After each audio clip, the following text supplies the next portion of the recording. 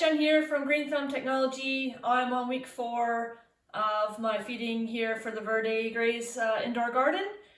This week I've harvested a bowl of lettuce for our dinner. You have a couple choices with your lettuce. You can grow one large head and just harvest the entire head, or I prefer to just pick leaves off. Particularly when they're getting large and they're starting to shade out other plants. You definitely want to do that if you're not haven't already. So you can just snip leaves off near the base. You can use your fingers, or you can take a pair of clean scissors or shears.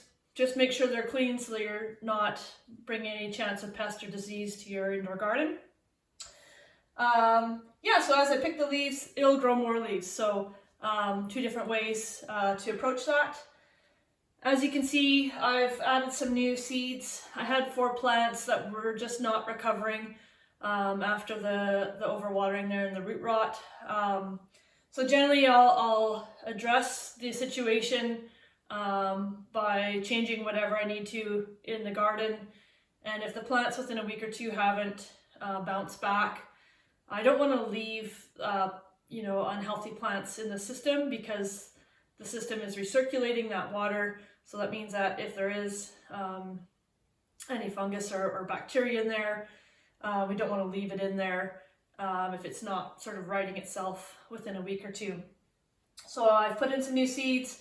I changed out the water just so that I have a fresh start here. Make sure that we're not sort of recirculating any of that old issues there. And everything's doing really well. Of course, because I have some seedlings here, I am going to have to adapt my nutrients a little bit.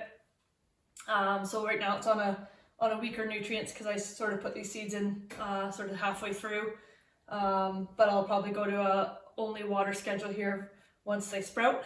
I'm away next week, so have a great long weekend, and I'll be back week of April 17th.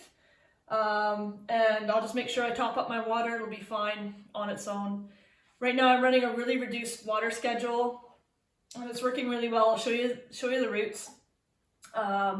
Everything staying moist in the system. So what I'm doing is I'm doing 5 minutes on, and then the system's off. And I'm doing that 4 times a day. So 5 minutes on at 9 a.m., 5 minutes on at noon, 5 minutes on at 4 p.m., and then 5 minutes on at 8 p.m. About half hour before the light turns off. So the main thing is just making sure those cocoa coir pucks are staying moist. Our house temperatures are about 68, 69 in the overnight, and then up to 71 to 74 depending on how hot it is outside during the day. So I'm just sort of monitoring that, making sure that the plants aren't wilting, and they seem to be doing really well. I'll show you the roots here so you can take a closer look at those. So this is my butter crunch lettuce. You can see a couple, sorry, it's having a hard time focusing there. You can see a couple darker brown tips. I'm just going to snip those off with my thumbnail. You can also use a pair of scissors. And that's probably remnants from the bacteria that caused the root rot. So I'm just going to chop those little brown bits off, but you can see all this nice white growth. That's what we want to see in our roots. Yeah, if you have any comments or questions, go ahead and put them down below in the comments bar, or feel free to reach out to us.